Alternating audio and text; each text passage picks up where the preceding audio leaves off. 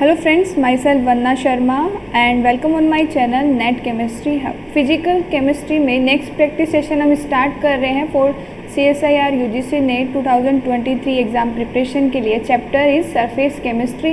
इसमें हम सारे ही प्रीवियस ईयर क्वेश्चंस देखेंगे जो सरफेस केमिस्ट्री से पूछे गए हैं। सो स्टार्ट करते हैं। ये पार्ट इसका फर्स्ट है। ऐसे ही हम कंटिन्यू रखेंगे सरफेस केमिस्ट्री और सारे चैप्टर हम डिस्कस करेंगे जो कि फिजिकल केमिस्ट्री के अकॉर्डिंग इम्पोर्टेंट है। तो फर्स्ट क्वेश्चन देखते हैं सरफेस केमिस्ट्री। तो फर्स्ट क्वेश्चन में देखो, यहाँ पर आपको टाइमर प्रोवाइड नहीं किया है, आपको इसमें अच्छे से रीड करना और खुद क्वेश्चन कमेंट बॉक्स में लिखना है। First question, increase in blank of the absorbent increase the total amount of the gas absorb. तो क्वेश्चन में ये पूछा है कि सिंपल सा ये है कि अगर सरफेस एरिया बढ़ेगा तो गैस है वो ज़्यादा से ज़्यादा अब्जॉर्ब होगी सरफेस पर। तो यहाँ पर सरफेस एरिया है इस ब्लैंक में। तो फर्स्ट क्वेश्चन है, सिंपल से क्वेश्चन है, अभी स्टार्टिंग है इसके प्रीवियस क्वेश्चन इसी से स्टार्ट होते हैं। तो सेकेंड क्वेश्चन है, the critical temperature of the gas the more readily will it be absorb. ये कहा है कि क्रिटिकल टेम्परेचर पर more readily it will be absorb कब होगी, तो कब होगा जब टेम्परेचर क्या हो, हाई, यानी कि higher the critical temperature of gas का जो क्रिटिकल टेम्परेचर वो हायर होगा तो the more readily will it be absorb. तो गैस है वो इजीली अब्जॉर्ब होगी सरफेस पर। तो ऑप्शन बी हो जाएगा करेक्ट। नेक्स्ट क्वेश्चन है, Freundlich isotherm are not applicable at. तो फ्रेंडलीज के लिए हम फॉर्मूला बेसिकली ये यूज़ करते हैं x/m Kp/1/n। इसके अब ये आपने अगर पढ़ा नहीं है तो आपको पढ़ना पड़ेगा। ये थ्योरेटिकल पार्ट है सिंपल सा, और ये इसका इम्पोर्टेंट फॉर्मूला है जिसमें ये जो x है वो मास ऑफ एब्जॉर्बेंट है और ये मास ऑफ x है वो मास ऑफ एब्जॉर्बेट है, एब्जॉर्बेट, और ये है मास ऑफ एब्जॉर्बेंट, ठीक है। और ये कांस्टेंट है कोफिशिएंट एंड प्रेशर ये आपका n हो जाएगा, ठीक है। तो ये फ्रेंडलीज आइसोथर्म के अकॉर्डिंग एक फॉर्मूला है। ये बेसिकली हाई प्रेशर पर अप्लीकेबल नहीं होता, तो हमें यही पूछा है नॉट अप्लीकेबल। नेक्स्ट क्वेश्चन देखते हैं। नेक्स्ट क्वेश्चन यही है, which of the following is not an equation for friendlies isotherm. ये बताया गया, ये पूछा गया है इसमें कि इन चार ऑप्शन में से कौन सी फ्रेंडलीज आइसोथर्म की इक्वेशन नहीं है। अब यहाँ पर मैंने पहले x/m लिया, इन्होंने क्या किया है, इसको w/m किया है और फॉर्मूला वही रहेगा Kp/1/n। अब चाहे हम इसका लॉग लें तो w/m और लॉग लेते हैं तो ये क्या मल्टीप्लिकेशन में है, तो पहले k का हो जाएगा, फिर log p/1/n। एक तरीका और हो सकता है log k + 1/n आगे आ जाएगा, p की पावर है, और log p। तो ये देखना है इनमें से कौन सा इस इक्वेशन के अलावा है। जैसे कि यहाँ पर देखो प्लस है, ये तो एप्लीकेबल है 1/n log, ये तो यही बना है ना। और यहाँ पर w/m k × p ये भी सही है, और यहाँ पर ये भी सही है। यहाँ देखो ये सही नहीं है। इट मीन्स हमें आंसर देना है which of the following is not equation of friendlies. दो इक्वेशन नहीं है, तो ऑप्शन डी क्या हो जाएगा, यहाँ पर करेक्ट आंसर आ जाएगा, क्योंकि इसमें माइनस है, माइनस नहीं आता इसमें, ठीक है। तो ये है। तो इससे इन क्वेश्चंस को करने से पहले सब कुछ रिवाइज करके आए जिससे कि आपको इश्यू ना हो। कि नेक्स्ट क्वेश्चन क्या है, the desorption of a gas on a surface follow the rate Kp/1/Kp where P is the pressure and K is the constant order of reaction at high pressure. Pressure दिया है high और इसकी equation आपको दे रखी है, theta है simple सा Kp/1 + Kp। लैंगमुयर adsorption isotherm की इक्वेशन है थीटा = Kp/1 + Kp। काफ़ी इंपॉर्टेंट है और इससे क्वेश्चन बनते ही है। तो यहाँ पर आपको हाई प्रेशर दिया है। हाई प्रेशर की कंडीशन में क्या होता है, हाई प्रेशर, तो यहाँ जो नीचे की जो टर्म है उस पर ये एप्लीकेबल होता है। तो हाई प्रेशर पर Kp इज़ ग्रेटर टू 1। तो यहाँ पर क्या रहेगा, जब हम ग्रेटर कर देंगे तो Kp/में, अब Kp ग्रेटर हो गया तो Kp रहेगा, तो ये कैंसिल हो जाएगा, यहाँ आ जाएगा 0। और अगर हम प्रेशर की बात करते लो, अगर लो प्रेशर पूछता तो यहाँ ऑर्डर तो हो गया है 0। तो अब लो की बात करते तो लो प्रेशर में क्या हो गया, 1 > Kp, ये ध्यान रखना है। तो 1 रह जाएगा, 1 का कोई है नहीं, और यहाँ पर पावर 1 है, तो ये हो जाएगा फर्स्ट, तो ये हो जाएगा फर्स्ट ऑर्डर। तो अगर आपको हाई प्रेशर पर पूछा है तो 0 ऑर्डर, और लो प्रेशर पर पूछे तो फर्स्ट ऑर्डर। कैसे हैं वो देख लिया हमने कि हाई प्रेशर पर Kp इज़ ग्रेटर टू 1 और यहाँ पर लो में 1 is greater than to Kp। So solution is the answer is A. Next question भी काफ़ी इजी है, पहले आप कीजिए और आप ये बताइए आपको सॉल्यूशन कैसे लग रहे हैं, कमेंट बॉक्स में कमेंट लिखिए और अपने फ्रेंड्स को शेयर ज़रूर कर दीजिए। तो अब एग्ज़ाम आने वाली दिसंबर में ये फिक्स है, एग्ज़ाम 28-27 के बीच में है ही, तो अभी से प्रैक्टिस करना स्टार्ट कर दीजिए। वापस आपने जितना भी रिवाइज़ किया है रिकॉल कीजिए और प्रैक्टिस कीजिए। प्रैक्टिस मैं प्रोवाइड कर रही हूँ, आप जहाँ से भी रिकॉल कर रहे हो टॉपिक्स को कीजिए और प्रैक्टिस कीजिए यहाँ से। तो क्वेश्चन क्या है, फिजियोजो particle undergo desorption at 27 degree with an activation energy assuming first order process and frequency factor 10 की power 12 hertz, average residue time in seconds of the particle on the surface। Formula क्या लगेगा, gamma equal to gamma naught E की power E A by R T. तो E A पता ही है, activation energy है, activation energy, ये relaxation time है और ये कांस्टेंट है। अब यहाँ पर देखो हमें फ्रीक्वेंसी फैक्टर दे रखा है, ये फ्रीक्वेंसी फैक्टर या कांस्टेंट, ये 10 की पावर 12 हर्ट्ज़ दे रखा है। हर्ट्ज़ को हम और क्या लिख सकते हैं, सेकेंड इन्वर्स भी लिख सकते हैं।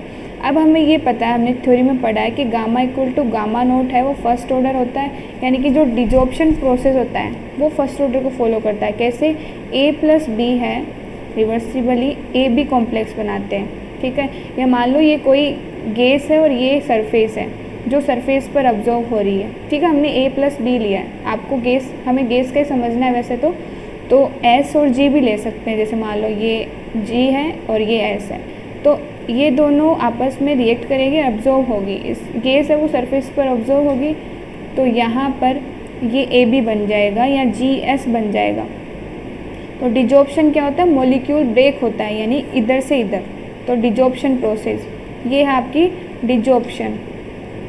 या आप ऐसे बता सकते हो कि ये तो आपकी एडजॉर्प्शन है और नीचे जो वापस बैक जा रही है, यानी ए बी से ए प्लस बी में जा रही है, तो वो डिजॉर्प्शन है। डिजॉर्प्शन टूटना ही हो गया एकदम, और एडजॉर्प्शन एडजॉर्ब होना। तो एडजॉर्ब यानी दो मॉलिक्यूल एडजॉर्ब होंगे, तो एडजॉर्प्शन तो हो गया आपका सेकंड ऑर्डर को फॉलो करेगा, और जो डिजॉर्प्शन है वो फर्स्ट ऑर्डर को फॉलो करेगा, फर्स्ट ऑर्डर। तो ये चीज़ ध्यान रखनी है। तो यहाँ फर्स्ट ऑर्डर के according gamma equal to gamma naught, ये यूनिट के फर्स्ट ऑर्डर की यूनिट सेकंड इन्वर्स होती है, ठीक है। तो यहाँ पर ये से सोल्व करेंगे तो सेकंड आ जाएगा।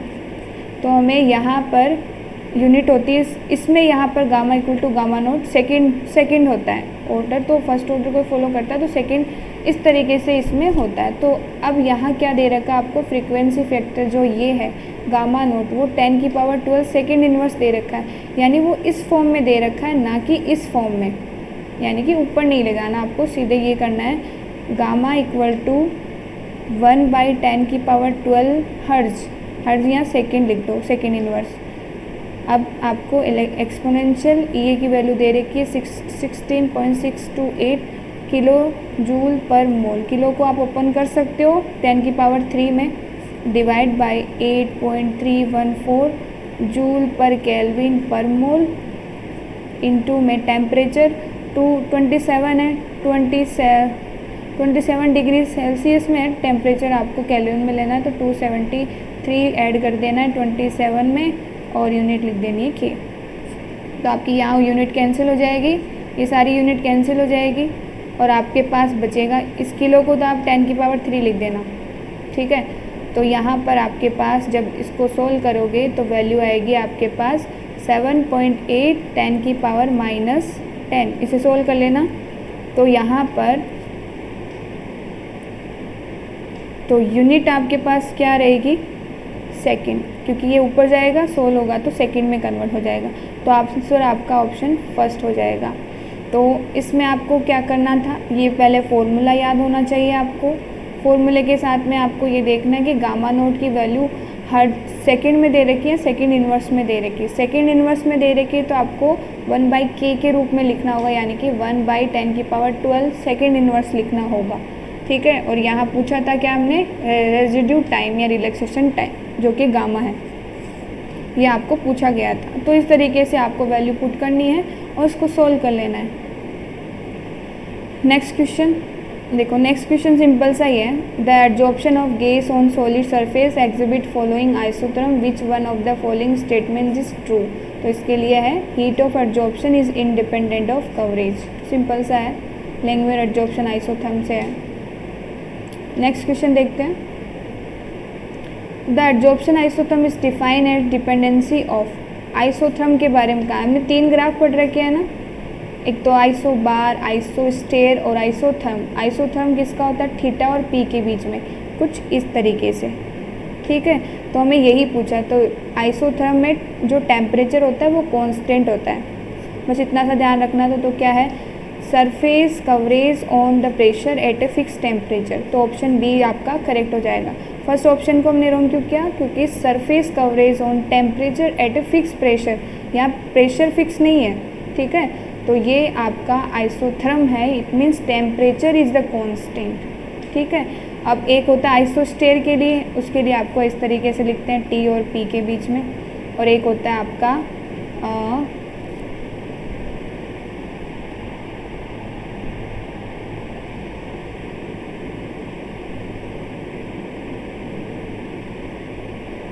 एक होता है आपका आइसोबार वाला, जिसमें आपका प्रेशर कांस्टेंट होता है, तो उसमें थीटा और टी के बीच में, तो टी टेम्परेचर बढ़ने के साथ में कम होता जाता है। वैसे थीटा टेम्परेचर की तो इन्वर्सली प्रोपोर्शनल होता है, एक्सटेंट ऑफ एडजॉर्प्शन बोलते हैं इसको थीटा को, और यहाँ पर ये प्रेशर के डायरेक्टली प्रोपोर्शनल होता है, ठीक है। नेक्स्ट क्वेश्चन लेते हैं। नेक्स्ट क्वेश्चन क्या है, the non dissociative adsorption of oxygen on tungsten is describe by Langmuir isotherm with K. तो के की वैल्यू दे रखी है kilo pascal inverse. The fraction surface coverage at a pressure of, pressure दे रखा है 1 किलो पास्कल। फॉर्मूला क्या लगाना आपको, निकालना है यहाँ पर theta, friction surface coverage theta निकालना है। तो के पी अपॉन में 1 + KP, पहले भी बताया था फॉर्मूला।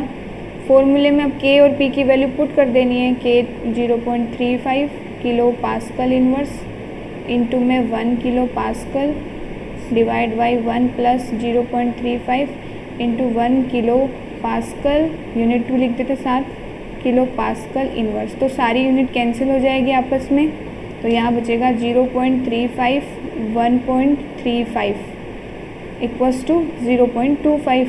तो आंसर आ जाएगा ऑप्शन बी। तो ये प्रैक्टिस यहीं तक रखेंगे। अब नेक्स्ट सेशन में नेक्स्ट प्रैक्टिस देखेंगे। आई होप आपके लिए ये लेक्चर इम्पोर्टेंट रहा है। So next practice next part में पार्ट 2 के साथ मिलते हैं। So thanks for watching, thank you, keep smile, keep study with net chemistry hub.